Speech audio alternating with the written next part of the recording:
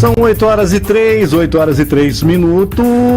e hoje é quarta-feira, 6 de dezembro, e eu já estou com o nosso convidado, mas antes vou apresentá-lo, né? Hoje a gente vai falar com o Dr. Ciro Costa, ele que é formado em engenharia pela FAAP, também aí ele é formado pela FG, né? Getúlio Vargas, também aí possui MBA em negócios pela internet, MBA aí em energia, então... é um assunto muito legal hoje, a gente vai estar batendo um papo com você.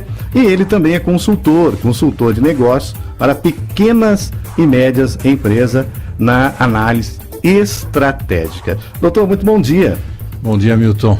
Bom dia, um prazer enorme estar aqui de volta com você e com seus ouvintes aqui. Fechando o ano já, 6 já, eu acho que já sai todos os índices. Hoje sai aí o cupom, né, o último do ano.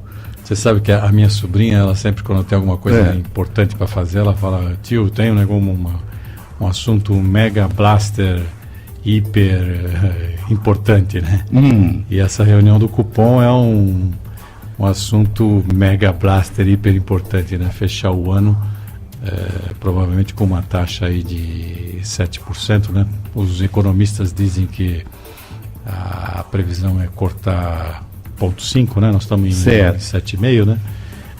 Saímos de outubro lá com 8,25 e devemos fechar o ano com 7. É a menor taxa aí, né? Você divulgou aí, eu vinha escutando a rádio quando vinha para cá, e você comentou que foi aí, acho que desde 2012, quando a gente estava com a taxa de 7,25, né? Uma taxa histórica, né? Sem dúvida. Tá? E também o comentário que vai sair hoje, até vou perguntar para o senhor, a revista Time, ela deve divulgar hoje a personalidade do ano. Quem que o senhor aí aposta aqui que vai ser a personalidade do ano? Porque é um monte de fatores, né? Político, tem saúde, tem... quem que marcou esse ano de 2000 Olha, para mim, para mim, aquele que conseguiu sobreviver com o salário mínimo do esse deveria ser esse é a personalidade do ano. Porque você fica imaginando um fulano, né, ganhando menos de R$1.000 por mês, né? E tendo um botijão de gás a quase R$100 em algum lugar no Mato Grosso está valendo. Esse cara é uma personalidade, né? Porque você tem que entrevistar ele e falar assim: escuta, como é que você atravessou esses 12 meses, né? Porque aí você trazer aqui o Neymar e eleger ele a personalidade, né? Com o salário que ele tem, até eu faço, né? Agora, pega o fulano que ganha menos de R$1.000 com a inflação continua, não digo alta, mas tá aí, né? Vai bater 3%. E o fulano tendo que pagar o bujão de gás quanto é que tá o bujão? R$100? Diz que no Mato Grosso até é complicado. O bujão, porque o Brasil é imenso, né? Cada um estado tem uma realidade aí. É um lugar mais caro do que Mato Grosso. Quando saiu uma pesquisa, diz que tá quase R$100. Já pensou? R$100 um botijão de gás, 13 quilos. Tá? Ontem o vídeo falou assim que é palha assada. Eu falei, não vai dar nem passar a palha, vai ser uma palha sem ser assada mesmo. Bom, doutor, é o seguinte, personalidade é popularidade? Eu também, né? Mas eu acredito que a personalidade, quando você fala personalidade do ano, né? Alguém que tenha feito alguma coisa fora de extraordinário, né? Alguma coisa fora da curva, né? Infelizmente, a gente confunde personalidade com popularidade, né? Justamente. Quando, na verdade, não deveria ser, né? Quem consegue, por exemplo, esticar os limites do conhecimento humano, né? Normalmente são cientistas, né? São pesquisadores e tal, que não aparecem nessa lista, né? Porque não são populares, né? Então, é mais fácil aparecer um Jô Soares do que um cientista que está pesquisando, né, um vírus qualquer aí. Então, infelizmente, a humanidade tomou esse viés, tomou esse rumo, né? Então, você já está preocupado com a Copa do Mundo, né? Já está preocupado lá com a popularidade de quem você vai eleger, né? E aí coisas importantes que estão sendo desenvolvidas, né? Vamos dizer, principalmente no campo da pesquisa, isso não é popular, não dá ibope, né? Então as pessoas não passa passa despercebida, né? Tá certo. Doutor, são 8h08. Bom, a pergunta que o pessoal já mandou. Voltar ao nosso... Eu já encaminhei para o senhor. Como posso saber se meu projeto ou se minha empresa é rentável? E se é, quando que ela é rentável? É verdade. Você me mandou essa pergunta aí durante a semana. Em tese deveria dar tempo de eu ter pensado nela, mas se a minha empresa, se o meu projeto é rentável e se é, quanto é, né? Não é fácil você hoje, por exemplo, saber qual é o custo da sua empresa. Você tem que fazer uma série de lições de casa, né? O que acontece é o seguinte, lógico, você chegar agora em dezembro e falar assim, não, meu capital aumentou, então eu tive lucro, né? Se você é pequeno, você pode fazer essa conta rapidamente, né? Agora, se a sua empresa já tem uma certa musculatura, vamos dizer assim, já atua em algumas áreas, você tem alguns funcionários, tem aplicações em diversos bancos, enfim, você tem que fazer aí uma lição de casa, né? E o que a gente vem recomendando, e a gente recomendou lá atrás, da pessoa ter um plano de ação bastante criterioso, né? Incluir nesse plano de ação aquelas análises que nós comentamos do SWOT, da FOFA, o PEST, né? Que é o PST, e vamos supor, no segundo momento, criar um plano de contas, né? E nesse plano de contas, separar os custos dele, das despesas, das perdas, e principalmente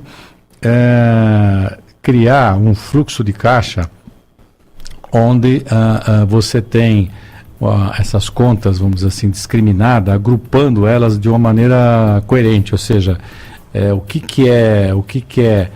foi gasto na parte operacional, o que foi gasto fora da parte operacional, né? E depois, por fim, a gente fez um comentário num programa recente que foi sobre o EBITDA, que foi assim, ele nos dá aí uma noção superficial, né, de quanto você ganhou antes das taxas, dos impostos, das depreciações e da amortização, mas ele te dá uma sinalização se você realmente fez ou não lucro, né, se a sua empresa foi ou não rentável. Então é isso, eu acho que você tem que fazer essa lição de casa. Você pode falar, não, mas eu não vou fazer nada disso, eu não quero fazer nada disso. Me lembra um pouco aquele fulano na minha época, quando eu era criança, que você ia na feira, né? O cara estava vendendo umas frutas, ele falava assim, moça bonita não paga. Também não leva. Mas também não leva, entendeu? Então você não quer fazer lição de casa, não faz, mas também não cresce, né? Vamos dizer assim, não adianta achar que isso aí não me interessa e tal, vai continuar naquela... Tá, e o ouvinte está mandando outra aqui já, não sei se faz questão com ela. Ele consegue analisar isso? Como ele consegue ter uma análise para esse dever de casa? Aí dá para ele. Você tem que pegar esses dados todos que a gente falou, transformar isso em informações, né? E fazer um cálculo, vamos dizer assim, matemático. O cálculo, vamos dizer assim, matemático de você pegar, porque na verdade você tem que somar laranja com laranja. Então o que você tem que fazer? Bom, o que eu tenho aqui no caixa, o que eu não tenho, o que sobrou aqui no final do ano, o que eu tenho para receber daqui a 1, 2, 3, 10 anos, não sei. Trazer tudo a valor presente, tá certo? Somar dívida, receita e tal, e falar assim, bom, se eu somar tudo hoje, tirar uma fotografia, eu tive lucro, né? Ou tive prejuízo, ou empatei, né? Empatar no Brasil já é lucro. Já é grande coisa, né? Vamos dizer assim, né? Então, os cálculos matemáticos são complexos. Eu não vou aqui animar ninguém e dizer que não são. Então, a boa notícia é que são complexos se você for fazer na mão. Então, você fala, não, eu tenho 100 mil reais para receber em 2022. Quanto vale hoje, né? Então, os cálculos são complexos. Agora, a boa notícia é que alguém já pensou nisso pela gente, né? Então, vamos dizer assim, isso já está padronizado. Então, por exemplo, se você tem solução 1, fazer na mão, né? Tem um negocinho pequeno, então vou pegar o que eu tenho para receber, o que eu tenho para tal, e chego aqui, tiro uma fotografia hoje, quanto vale meu veículo, quanto vale minha casa, quanto valia no final de 2016, ganhei e perdi, né? Esse é um cenário. O cenário 2 seria você ter uma maquininha dessas calculadoras, essas HP 12C, que muita gente não gosta, mas que ela consegue. Você vai jogando lá os dados, né? E ela traz tudo aquilo para você na data de hoje, já te traz uma fotografia. O problema dessa maquininha é que se você tem muita nota fiscal, você tem muitos dados, muitas coisas, você começa a ficar trabalhoso também, né? Às vezes você acaba, como ela só tem um único visor, você acaba se confundindo, não coloquei esse valor e tal, né? Mas ela processa aquilo e te traz o valor presente. Uma terceira possibilidade é você usar essas planilhas em Excel, né? Que são melhores, né? Porque você trabalha numa tela de um desktop com os valores e tal, ela às vezes até te gera um gráfico e tal, e você consegue saber se você teve lucro ou prejuízo. E aí, quando a empresa tem mais musculatura, o que ela faz? Ela instala o que a gente chama de ERP, que é o Enterprise Resource Planning, né? Que é um software que cuida de vários departamentos dentro da empresa, um deles o financeiro. Então ele gera para você esses cálculos. Então isso é muito bom, né? Por quê? Porque o fulano que está fazendo o cálculo, então ele na hora que ele se loga no sistema, ele deixa lá o registro do nome dele, o horário, o que ele fez, o que ele não fez. Então amanhã você fala, mas será que esse cálculo está certo, está errado, né? Diferente de uma maquininha que você desligou, ninguém sabe, né? Então você vai lá, foi o fulano que fez, ele calculou assim, assado, entrou com esse dado, né?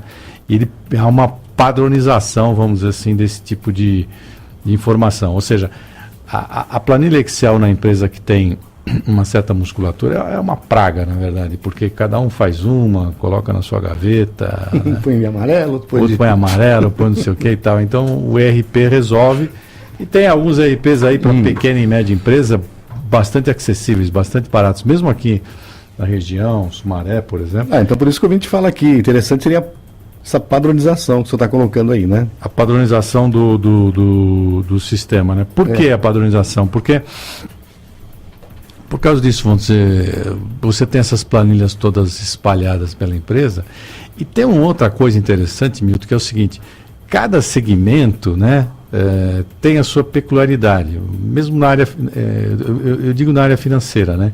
Então, por exemplo, vamos supor que eu venda bolo, né? Então eu faço bolo lá, tal, não sei o que, e vendo bolo. Eu vou receber, e tal. Você está numa rádio, então, por exemplo, a rádio também tem, né? Ela tem os contratos com as agências, recebe aqui, divulga. Você está em 60 cidades, né? Um público de 6 milhões. 6 milhões, né? Coloca aí cada habitante, né? O número de habitantes por cidade, você vai chegar aí num número bastante grande. Então. Interessante. Então você tem uma maneira de vender esse serviço, né? Então, como é que esse valor entra, né? Então ele tem, a rádio tem uma peculiaridade. Então, por exemplo, eu vendendo bolo, tenho outra peculiaridade. Então as empresas padronizam essas entradas, né? Elas dão o cálculo financeiro é o mesmo, né? Como é que você calcula tudo a valor presente? A formuleta é a mesma, seja lá na unha, seja lá no Excel, seja lá no HP 12C, seja lá no ERP. Mas, por exemplo, o jeitão, né? Por exemplo, eu estou vendendo um lote, então, residencial. Então, por exemplo, ele vai me pagar uma parcela agora, depois ele vai dividir aquilo em 10 anos, com uma correção IGPM, mais não sei o quê. Então, ele tem um jeitão, né, de financeiro de entrar. Por isso as empresas padronizam, e aquilo fica fácil de você depois analisar e tomar as decisões administrativas estratégicas em cima daqueles resultados. Tá certo. Bom, são 8h17. Porteira para fora, número 27, Jornal Tribuna Liberal, edição do dia 3. Vamos dominar o mundo. Vamos dominar. A primeira frase que eu li aqui, já no domingo, quando eu peguei o jornal, eu vi aqui, achei muito interessante. Um mundo que confia seu futuro ao discernimento dos jovens é um mundo velho e cansado, que já não tem futuro. Quem escreveu isso, doutor? Esse foi o professor Carvalho, né? Sim. Eu até mencionei ele na matéria, citei ele na matéria. É verdade. Eu acho que a gente essa geração que está indo embora, e a minha está indo embora, né? Já sou do Paleolítico Inferior, então estou me despedindo aí da nave. Mas o que eu acho que essa geração deixou um espaço para o jovem, né? Talvez por causa da tecnologia da informação, né? O menino já sabe mexer no tablet, já sabe fazer isso, já nasce no berço em bits e bytes, não sei o quê. Isso eu acho que é um erro. Eu acho que, por exemplo, toda essa nossa vivência, toda a nossa história, né? E a história não recente, mas a história de milênios aí, essa geração teria que ter um pulso um pouco mais forte, até para orientar esse jovem, né, naquilo que é possível que dê certo, naquilo que é possível que dê errado, né? Eu acho que é uma geração que simplesmente repassa os problemas. É uma geração velha e cansada, como nossa, por exemplo, que, por exemplo, vai deixar uma bomba relógio da Previdência, por exemplo, explodir ali na frente, né? Vai deixar um sistema político podre, né? E por aí vai, né? Então eu acho que deixar isso para o jovem é um erro. E também o senhor citou bastante personagens bíblicos, né? Mas de uma forma assim muito inteligente, o senhor colocou aqui. E isso é a fé, né? Muita gente aí que leu a matéria. O senhor falou aqui do Abraão, o senhor falou aqui olha, todos, a maioria dos personagens bíblicos, o senhor comentou, Noé, os grandes profetas. Os grandes profetas.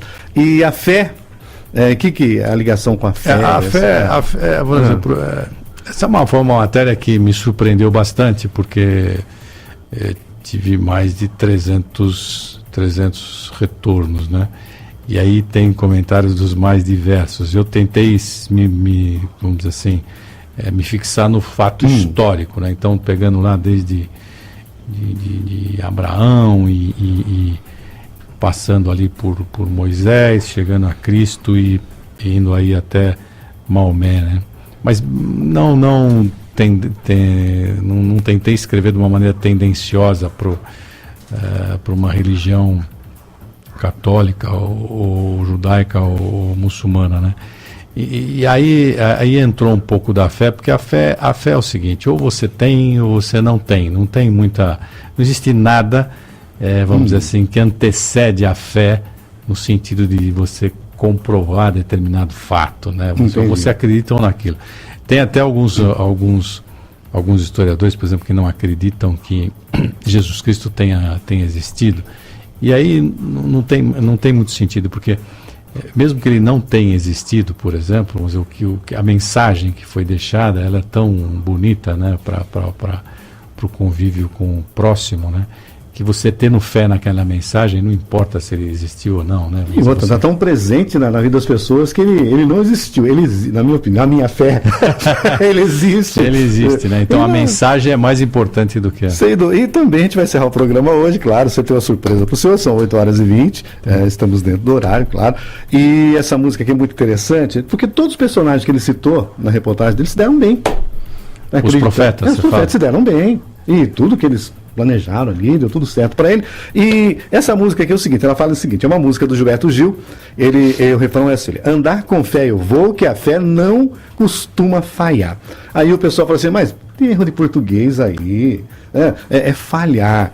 Não, mas o Gilberto Gil, ele coloca dessa maneira realmente. Uma licença poética. Esse famoso refrão da música, Andar com Fé, composta em 1982 por Gilberto Gil, é repetido até hoje por tantos cantores e públicos que não cansam de entoar aí os seus versos. Sim, muito provavelmente, né, foram poucos aí, se houve o que questionaram a matéria, escrita, verbo falhar, né? Talvez porque a maneira como a palavra é cantada está tão intrinsecamente aí ligada à força, ao significado, que a fé é a fé, né?